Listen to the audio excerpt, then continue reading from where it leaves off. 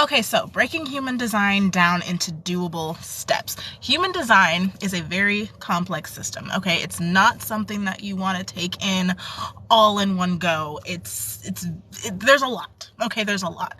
But at the same time, there's a foundation that you want to lay, okay? And that foundation is going to make everything else so much easier in the long run. So the first thing that I always recommend for people to do the first thing I always recommend for my clients to do is focus on mastering your energy type and your authority. Your energy type and your authority literally make up 90% of living your design overall. If you are living in alignment with your energy type and your authority, 90% of everything else in your life is going to fall into place because this is your foundation. This is where you start. You can get really solid in this.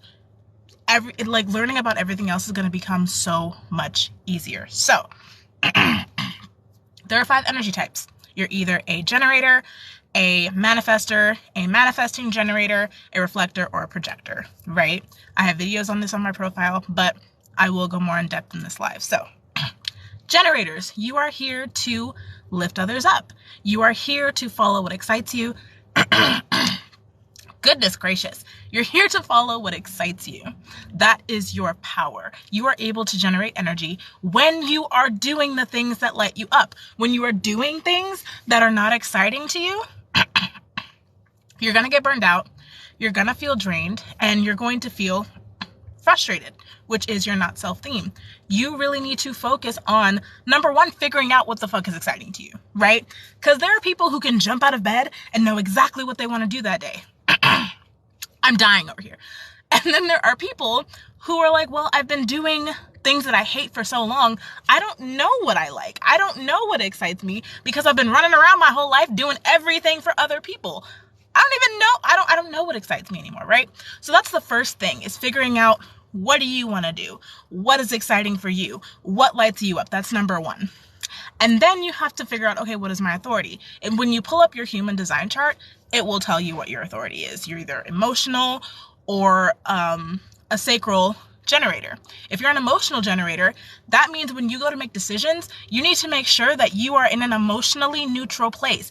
You do not want to be making decisions when you're really, really happy or when you're really, really sad. Because if you do, you're either going to be overcommitting to things or you're going to be undercommitting to things. If you are an emotional generator, you need to make sure that you are emotionally neutral before you go off making any big decisions. Yeah?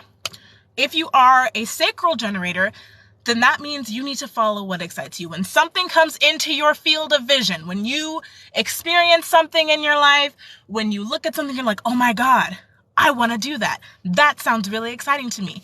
That feeling, that gut feeling of, oh my God, that's exciting to me, that is your body telling you that's what we want to do. And if you have an emotional authority, you want to wait a little bit until you're emotionally neutral to then act on that thing. So if you are a sacral generator, you can be like, bam, I'm going to go do that right now. If you are an emotional generator, you want to be like, okay, I think I want to do that. Let me calm down a little bit. Let me, relax. Let me come back to neutral. And then if you're still excited about that thing, then you go for it. That's the only difference. Well, not the only difference, but that's the big difference between emotional generators and sacral generators. You both are still driven by your sacral center, so you both still need to be excited about what you're doing. It's just the timing that's a little bit different, okay? So generators, you need to do what excites you. Because when you're not doing what excites you, you're not generating energy. And when you're not generating energy, not only are you being drained, not only are you going to get frustrated, but everyone around you isn't going to be able to take advantage of the energy that you're putting out because you're not putting any out. When you're doing things that don't excite you, that flow of energy gets cut off. It's like when you have a hose and you twist it so that there's a kink in the hose and there's no water coming out. That's what your energy is like when you're doing something that doesn't excite you. You've got a kink in your hose, which sounds really not great when I said it out loud. But that's basically what it is. So you need to be doing what excites you. Okay? Manifesting generators. You are a hybrid. You are a mix between manifestors and generators, which means you have energy of both. You're the creative, which is your manifestor side. You're spontaneous and playful. And then you're also, for your generator side, you need to be excited about what you're doing. At any point, if something doesn't excite you, it's time to move on. And also, because you're a generator, you need to check in with yourself and make sure at every step of the way that you are still excited by what you're doing. And if you're not, then it needs to go, period. I don't care what it is. I don't care. I don't care if you're solving world hunger. I don't care if you're going to the moon. If you're not excited about it anymore, it needs to go. It needs to fucking go. Period. That's it. Okay?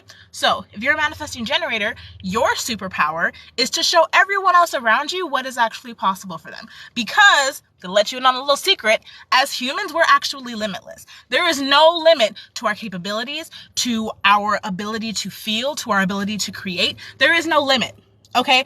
But not everyone is awake to that. Not everyone is aware of that. Your job is to wake everyone up to that fact. To show everyone, look at what we can do when we're not being dumb and following everyone else's idea of success. When we actually tune into what our bodies are telling us, this is what we can do. This is what we can create. If you are a manifesting generator, you are here to be limitless. You are here to flow from thing to thing to thing as it excites you, and show everyone what you can accomplish when you allow yourself to live in this way.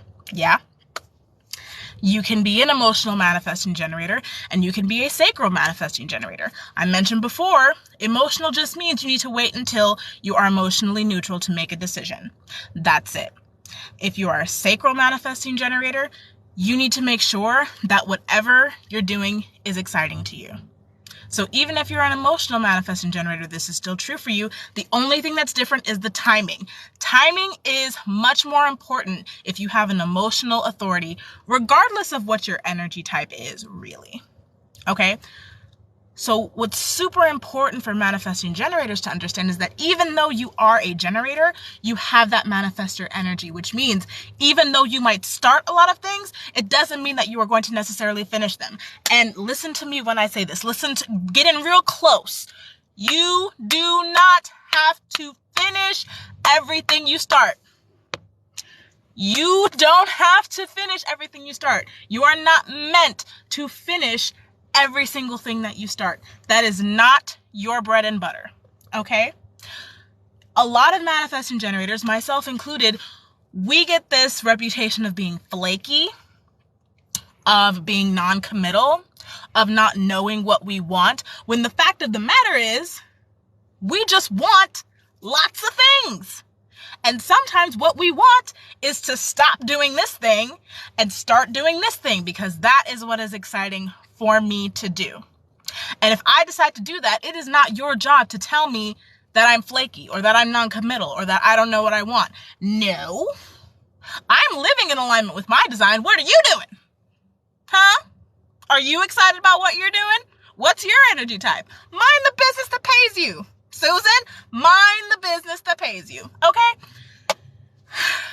It's ridiculous. It's ridiculous. Because then we pigeonhole ourselves into these little boxes, these niche boxes. And then we wonder why we're frustrated. We wonder why we're bored. We wonder why we're so angry and irritated all the time. It's because you're not allowing yourself to expand. You are not allowing yourself to be the full expression of who you are. And your soul is like, what the fuck? What the fuck is this?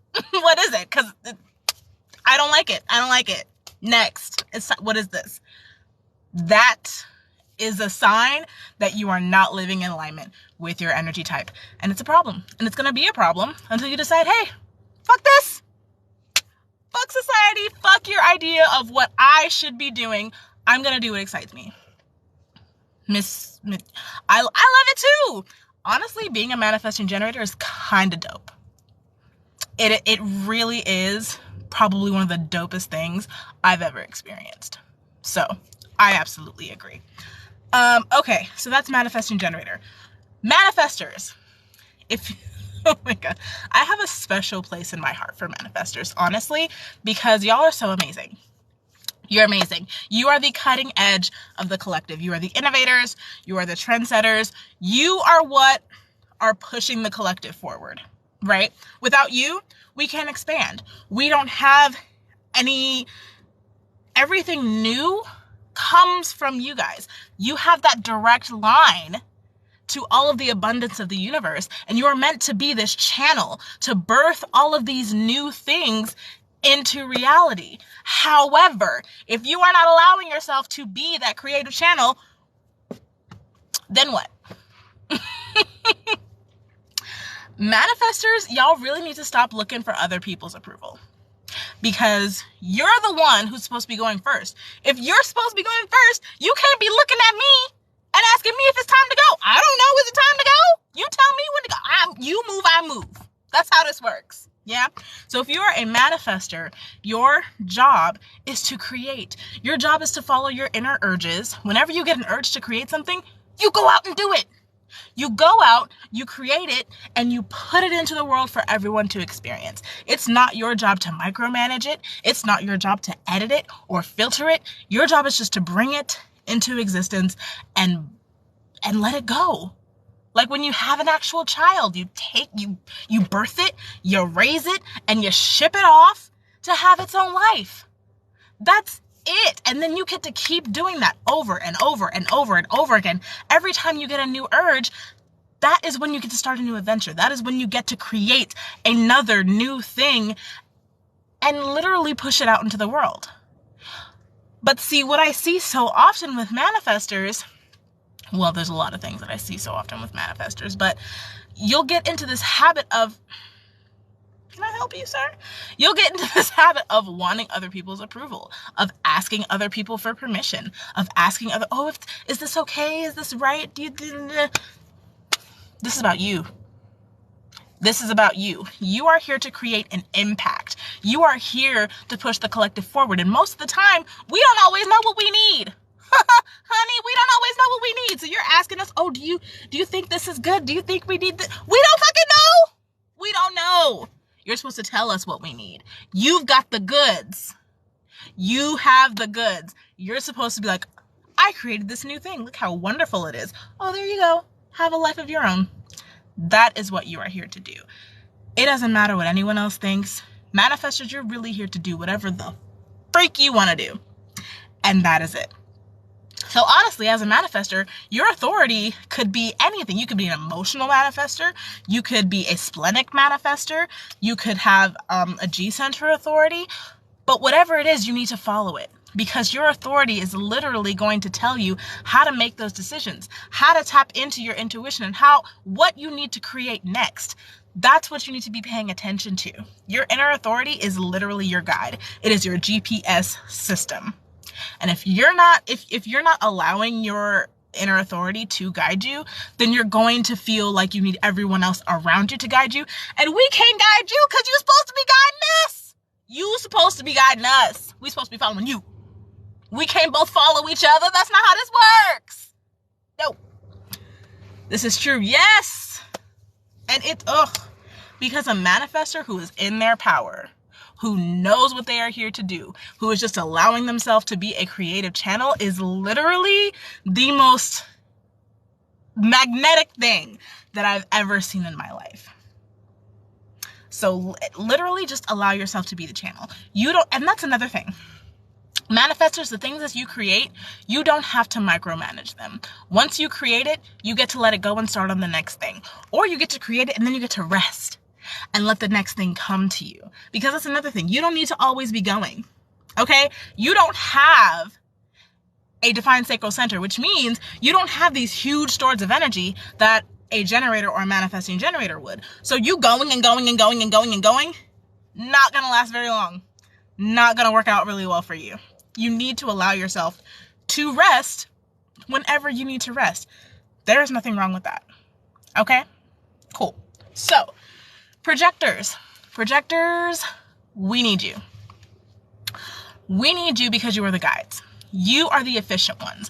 You can look at a system and you can say, look, if you want to get here, if this is your goal, you need to fix this, you need to fix this, you need to fix this, and you need to fix this. And then that'll get you where you want to go. We need you to tell us how we can get to where we want to go. Because you see us. You see us and you see systems very, very, very, very clearly. You can look at something and say, this needs to be fixed. This isn't going to work out very well. I'm an emotional manifester. Yes. Okay. First of all, I love manifestors. If you heard my whole spiel, then you already know that. But yes, so emotional manifester, you have an emotional authority, which means when you are making big decisions, when you're tapping into those urges, your timing is so important. You want to make sure that you are emotionally neutral before you make the decision to go out and do something. Because if you don't, you will either overcommit or you will undercommit, which we don't want to do, right? The perfect timing for you is when you are emotionally neutral. That is your sweet spot. And for someone who doesn't have a hold on their emotions or who doesn't know their emotions very well, something that can be really helpful is literally, this person keeps walking by my car and looking at me. Can I help you? I'm manifesting generating over here. Okay. Is really tracking your emotional wave. Yeah. So every morning waking up and be like, okay, how do I feel today? On a scale of 1 to 10, how do I feel today? Every day tracking your emotions, every day tracking how you feel. And you'll start to get a feel for a pattern. And then you'll know, okay, this is me being emotionally neutral. So once you have that pattern in your mind, once you know what it feels like for you to be emotionally neutral, you can start to make those decisions much faster because you've gotten a handle on what it feels like for you to be emotionally neutral, which is your sweet spot. Let me know if that makes sense. What was I saying about projectors?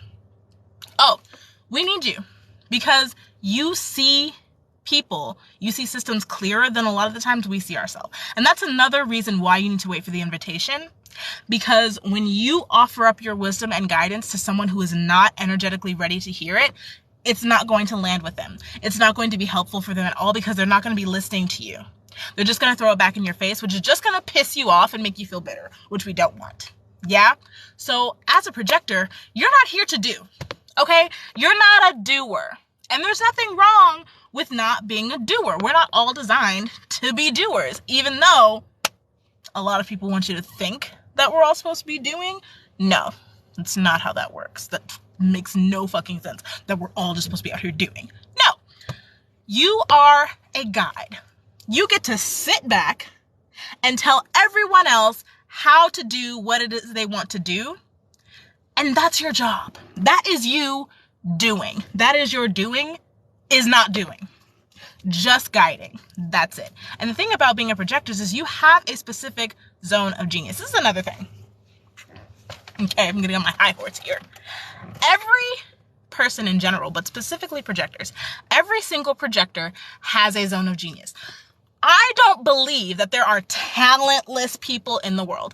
I don't believe that divine intelligence, God, the grand poobah, whatever you believe in, I don't believe that they could create a talentless being.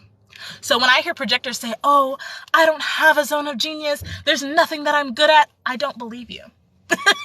With love, I don't believe you. I don't believe that you are talentless. I don't believe that there's nothing that you're good at. I don't believe that there's nothing that you're drawn to. I don't. I'm sorry. I don't. You might not know what it is. You might not know what your talents are, but they're there. So, to me, words are very important. You saying that you don't have a talent, it's not landing for me, boo. I'm sorry. I believe everyone has a talent. I believe we all have multiple talents, but if that's too much for you right now, I believe we all have at least one talent. That is your zone of genius. That thing that you are naturally good at, that thing that you are drawn to and you can't explain why, that is your zone of genius. And that is what you need to be taking conscious time every day to hone in on, to research, to study, to master. That is what you are here to do. So do that every single day. Take time to master that part of your life. I have a projector cousin who is a dating coach. That is her thing. She is very, very good at helping women, find partners, get married, create beautiful relationships. That is what she is good at, and she has stuck to it, and she has done very well as a dating coach. That is her zone of genius. That is what she does. That's what she loves to do. That's what she's drawn to. Every single person, every single projector has a talent, has a zone of genius. You cannot convince me otherwise. I'm sorry. And even people, let's go there for a second. Even people who like to say, oh, people like Kim Kardashian, they don't have a talent. They're just famous for being famous. Selling yourself is a talent. Promoting yourself is a talent. Because there's a lot of people who have really good ideas. There are a lot of people who were born into money that do not know how to sell themselves, that do not know how to promote themselves, and are not as successful as Kim Kardashian is. Why? Because she knows how to sell herself, because that is a talent. That is her zone of genius, and she has done it very well. And that is what it is. Anyway, I'm off my tangent now. So yes, if you are a projector, find your zone of genius and work on it every single day. I don't care if you're reading a book, taking a course, journaling about it, going out and getting practical experience in it. I don't care what you do, but do it every day. Master your zone of genius every single day. Hone your zone of genius every single day in whatever way feels good for you. There's no right or wrong way to do this. Any way that feels good for you, that's what you do. Okay. As a projector, you can be an emotional projector. You can be a splenic projector. You can be a ego projector. You can have an ego authority or a G-center authority. Whatever your inner authority is, follow it. And there's another thing. You can have multiple authorities. In human design, you can have, secondary, tertiary authorities, which is great. But you always want to come back to your primary authority. Whatever your primary authority is, they get the final say in what you actually do, because that's where your energy is the strongest. That's where your connection is the strongest. Your primary authority is always the final vote. They always decide, this is what we're doing. I know, you said you wanted to do something else, but no, this is what we're doing. This is it right here. Most of the time, I will say most of the time, all of your authorities will kind of be in agreement with what you should do. But if at any point you're feeling stuck between two authorities, your primary authority is always the one you go with. Always. Point blank. Period. That's it. Okay. So now we're going to reflectors. Reflectors are literally, I love reflectors because you're so necessary, but at the same time, the way that you get to exist is amazing. So because your centers are all undefined, you get to just sample everything in life. You literally get to go through life and just pick and choose and sample everything. It's like life is a big ass buffet for you because you are constantly being immersed in and taking in energy from other people. So there are some days when you might feel like a generator. There are some days when you might feel like a manifestor or a projector because you're taking on that energy because you are so open. The thing is, you get to remain very unbiased and you get to show us what the hell is actually going on.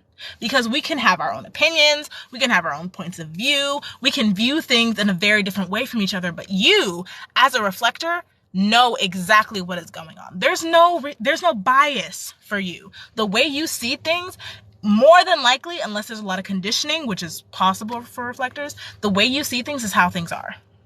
Which is one of the reasons why I believe personally that all judges should be reflectors. There's so much bias in our world. I truly believe that things would be better if we allowed the reflectors to be the judges of society. Because for you, there is no bias. You see things exactly how they are, exactly for what they are. And that is what we need. That's why we need you. Because we can look at a situation and be like, oh, this is happening, and he did this, and she did that, and da-da-da, and you can be like, no, this is what's happening. This happened, and then she did this, and she did this, which led to this, but this is really what's going on. But we can't see that. Most of the time, we can't see past our own opinions or our own points of view. But you see everything because everything for you is open. So not only do you get to experience everything, but you get to see everything so clearly. And when we need help, when we can't understand what's going wrong in our lives, when we can't understand, why this isn't working and why this relationship is, the way that it is and why this isn't doing what we want it to do, you can look at it and be like, well, this isn't working because you're doing this. That's not working because that needs to be put over here. And this situation is fucked up because these two people aren't communicating properly. you can see that and you can tell us what is going on so we can fix it. And our job is to listen to you because we know that you are actually seeing it for what it is and not seeing it through our opinions or our points of view. You're not clouding it with all this crap like we are, right? So that's the power of reflectors. You get to feel everything. You get to experience everything. You get to experience having a lot of energy. You get to experience needing to rest. You get to experience having every single authority because all of this energy that's going on around you at any given point in time, you're feeling it all. You're taking it all in. You get to sample every single thing and then go home, release it, and do it all again the next day. But that's another thing that's really important for reflectors is releasing the stuff that is not yours. Because you are completely open, you can take on a lot of shit from other people. And you need to make sure every single day that you are releasing it. Because that will drag you down. That will literally make you feel as though the entire weight of the world is on your shoulders. And that can make you feel extremely disappointed. It can make you very uncomfortable. And it can keep you from really finding what it is that you're meant to do because you're so bogged down by everyone else's crap. So that is very important for reflectors. For reflectors, your authority is the lunar cycle. Because you are so influenced by the other energies around you, you are also very heavily influenced by the planetary transits. So every single day, you need to make sure that you are asking yourself how you're feeling, that you're really checking in with yourself because every single day you can be taking on different energy. Depending on who you're around, depending on where the moon is, you can feel completely different from the day before. And you need to understand, okay, when do I feel the most clarity? When do I feel the most ready to make these big decisions? And the only way you can figure that out is by tracking it, looking at the planetary transits, looking at the moon and asking yourself, what's going on with me today? What am I feeling today? How clear on this situation do I feel today? Tracking that for at least 2 to 3 months. And once you start to see a pattern emerging, you can start to look at it and be like, okay, so between this date and this date, this is when I find I have the most clarity. So I know that I make the best decisions in this time frame. And that is when you make your decisions. Any other time, you are waiting. Because it's so important for you. Timing is so important for you. Reflectors, do not let anyone pressure you into making a decision. Do not let anyone pressure you into making a decision before you're ready. You need at least 28 days in advance before you decide to make a decision on anything. Anything big, I guess I should just say. If someone's asking you, what do you want for dinner tonight? You don't have to wait 28 days to figure out what you want for dinner because that's clearly not going to work. But any big decision, you need to tell the people in your life, they need to let you know 28 days in advance before you make a decision. Because rushing into a decision for you is not it. Stop that. Stop it immediately. Immediately. Okay, so now that we've gone through the energy types, the reason why I say it is so important for you to understand your energy type is because it is the foundation. This is literally like the surface level of human design. This is where you start. This is what you want to master first. And this is also why I created my energy type workbooks, because it lays it out for you so completely. It's literally step by step. This is what you need to do. This is what you need to do. It goes through everything about your energy type, lays it all out for you, literally in black and white. So if you don't want to go off and get, $100 reading with someone, but you really want to understand your human design, you really want to understand what all this shit is about, my energy type workbooks are the place to start. And for the next few days, they're 20% off if you use the code YAY500. So that is that. What else did I want to talk about? Oh, authority. I also want to say this. There are a lot of people, me included, I'm guilty of this, that will say all you need to do is follow your energy type and authority, which is true. However, when you have been operating in a specific way and someone comes along and says, oh, if you do this differently, your entire life will change, even if you want to do that so badly, you might not be able to. And the reason for this is because as humans, our mind's primary goal is to keep us safe. Our mind's only goal is to make sure that we survive, that we do not die. And when you decide to do something that is completely different from what you've been doing for your entire life, your mind kicks into overdrive and it's like, oh, wait, what the fuck? We're not safe. This is not safe. No, we don't want to do this. It's not safe.